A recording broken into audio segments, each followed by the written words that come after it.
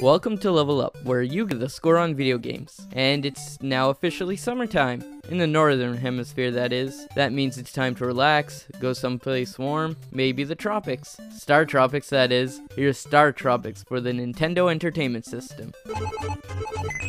You play as Mike in this game, who goes to the fictional Sea Island to visit his uncle, Dr. Jones. But once he gets on the island, he finds he's a bit too late, since his uncle was kidnapped and dragged through a dungeon with some monsters. The island chief gives Mike a yo-yo, and since he's an ace baseball pitcher, he can turn it into a weapon. I'd hate to see what Barry Bonds can do with it. After he emerges from the first cave, he still hasn't found Dr. J, but he finds his sub, which also has a tracking beacon on it to locate him. Doesn't take a genius to find out what happens next. Now I'm going to activate the first spoiler alarm, which I don't have sound effects for since it's the first one, to talk about something that bugged me. In the last level, you learn that it's aliens that have done the whole thing. This comes straight out of right field. I think it was supposed to be some kind of twist or something, but to me it just feels incredibly tagged on. Otherwise, the game's story works through and through. It's low-key but still creative, and everywhere else you visit feels really organic.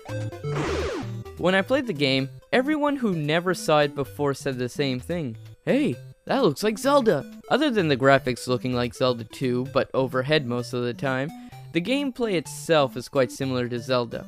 I can remember one really happy video game nerd describing it as Zelda with a yo-yo.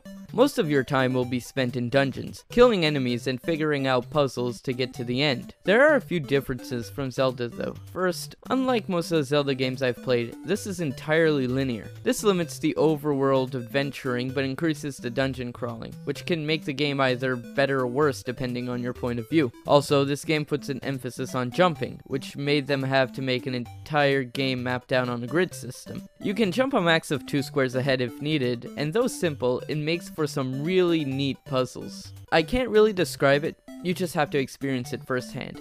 But trust me, if you like the 2D Zelda games, even though there are a fair bit of differences, this should still be up your alley.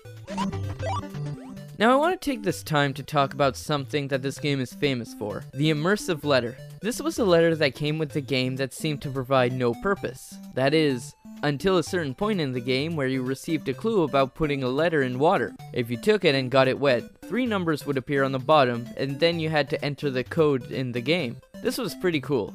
Unless you got the game secondhand or rented it. In that case, you had no idea what the game was talking about and would have to resort to the internet to find out the code. I can only imagine that before the internet was readily available, that you'd have to hope that one of your friends knew what to do, especially since it's a 3-digit code, which would mean there are 1,000 different combinations. On the Wii Virtual Console version of this game, there's apparently an animation of the letter dipping, revealing the code. So it's good that they fixed that. The point I'm trying to make is 747. 747.